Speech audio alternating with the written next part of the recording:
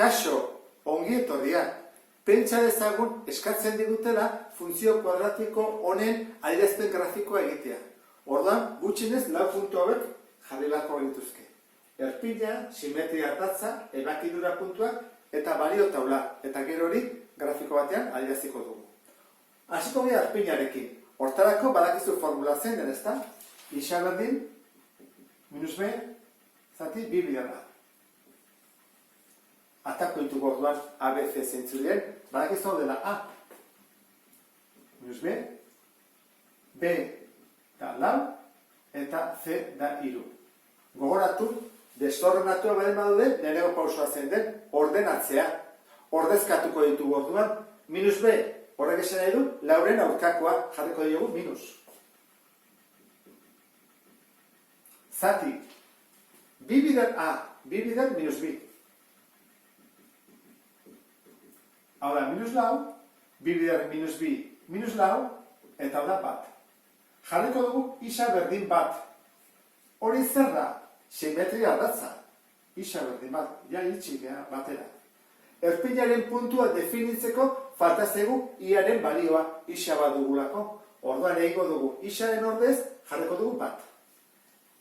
I berdin, minus B bider, bat berbi, gehi lau bider bat, gehi iru.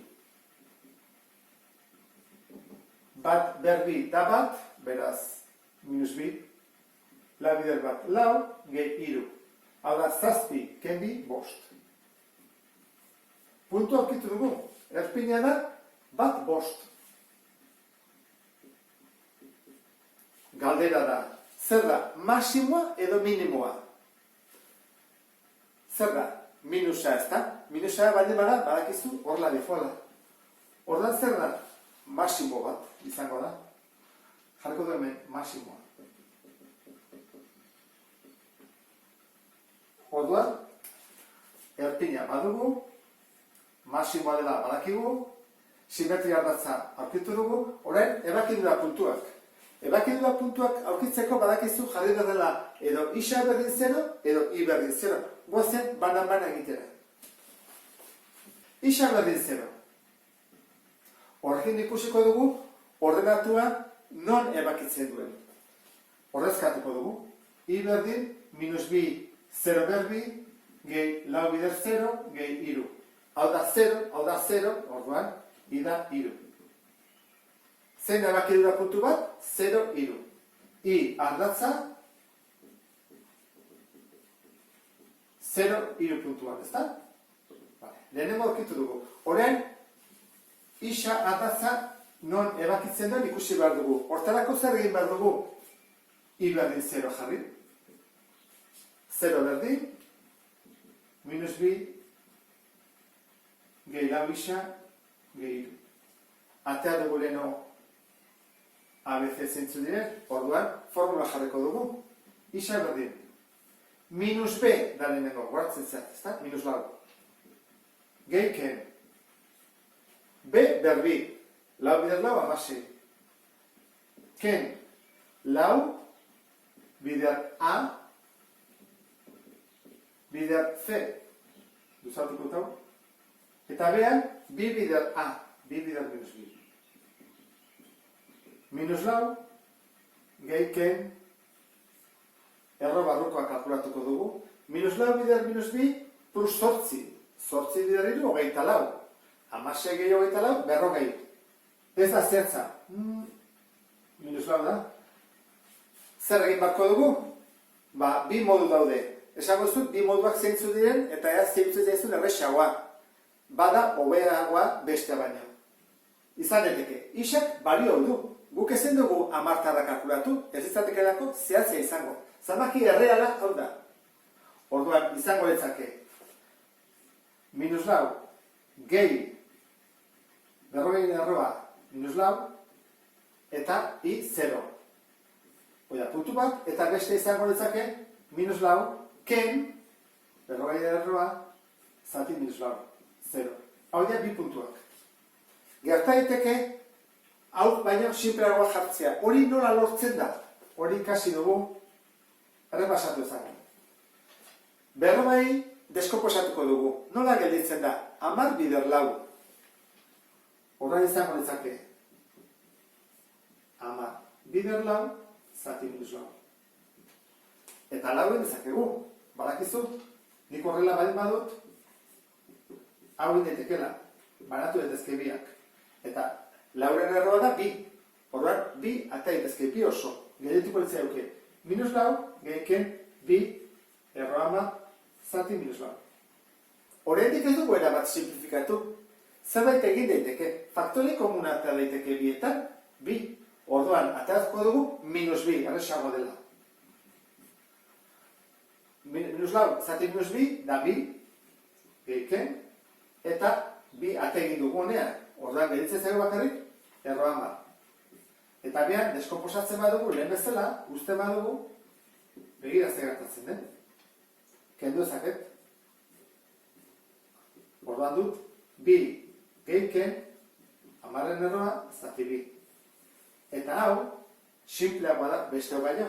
Jarri dezakegu, hau, edo bestela, baliokidea dena, bi gehi erroa 10 zati bi, zerokin, eta beste izango litzake, bi ken erroa 10 zati bi, zerokin. Horiek dira, bi puntuak. Laugarren pausua, balio taula egitea da. Ze bukatu dugu ebakidura puntua, simetria ardatza eta arpina. Jarreko du hemen isa eta hemen i. Ze balio jarreko ditugu? Joango gara beti simetria ardatzara. Erpinera. Zein da? Isa balio du bat. Hori jarreko dugu erdian, hori da errexena. Hora, handeretan erdia bat. Hori izango da bi, iru. Hau izango da 0 eta hor minus bat. Batekin zertatzen da 5 esan dugu. Zerokin ere, badakigu dela 3. Fantazizkigu 3 hau betetzea. Zer bat izango dago? 2 kilo rezkatuko dugu. I berdi, bi berbi, gehi, lau bider bi, gehi 3. I berdi. Bi bider bi, lau. Bider minus bi, minus 8. Lau bider bi, 8. Gehi 3. Minus 8 gehi 3, 0. 3 da orduan, emaitza 3. Begira, ikusten, nola jarri dudan, simetria erratza erdian, oanatako zaizkit simetrikoak. Errexiagoa egiteko, eta ikusteko behar ondoren egiten ari geran. Orain irukin egingo dut. I berdi. Minus bi, bider 3 berbi, gehi lau bider 3, gehi 3. 3 bider 3, bederatzi. Behatzi bider minus bi, minus 18. Hau da 12 eta hau da 3. 12 gehiru 15, orduan atazitzeko minus 3. Minus 3 hemen. Hemen atabatzeko eta minus 3. Besteak ez egin dugu. Guazen jartzea. I berdin. Minus 2 bider minus bat berbi. Gehi lau bider minus bat. Gehi 3. Hau da bat. Bider minus bi da minus bi, lau bider minus bat da minus lau, ranken dugu tau, minus lau, eta gehiru. Zer bat dau, minus 6 gehiru, minus 3. Beraz, onde egiten, ataztegu simetrikoa, ezker eskubi, eta erdian, hor dago erpina. Orain, taulako puntuak grafikoan sartuko ditut. Bat, bost. Bat, altura bost, hor dihoa. Hoi da erpina, 0, 3. 0, 3, bestean. Eta ezkerretara, minus bat, minus 3. Minus bat, altura minus 3. Eta eskubiko adarra, bi 3, bi 3, eta 3 minus 3. 3 minus 3. Eta bat zego altura berdinean. Ezkerreko eskubikoa. Bestetik, kontuan hartu behar dugu, simetria ardatza hemen dagoela, goiti bera datorrela, bat delako, isa berdin bat.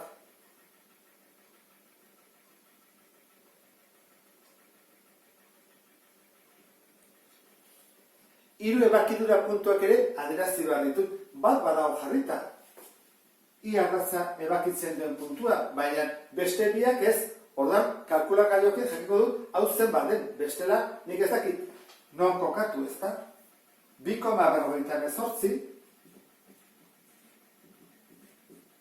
puntu bat, eta bestea, minus 0,48. Oida, beste puntu. Ordan, oida, biterdi pasiak, biterdi hor jarriko dugu.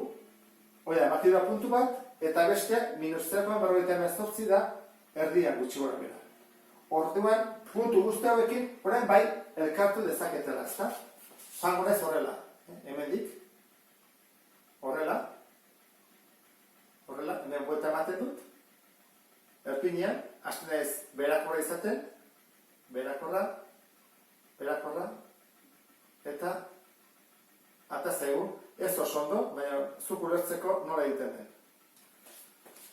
Parabola hemen dugu. Funtzionen parabola. Eta ikusi dezu bezala, zainetako bat izan daiteke erakidura puntuak. Baldin bada zenbaki oso bat edo amartar bat nahiko erresa da. Problema da, erroketan barruan, ateratzen zaigunean ez erroketa osoa. Hau da, atatzen bada, erroan barruan bederatzi, ondo egin dezakegu, 16, 25, bai atatzen bat zaigu adibidez, 5 edo 7, orlan ez egu zehatzateatzen. Zenbaki erreal bat. La luze izan da, baina nik uste dut ondo ulertuko zen duela, saiatu ez esplikatzen behintzat. Honela bukatzen dut, beste bat arte, agur.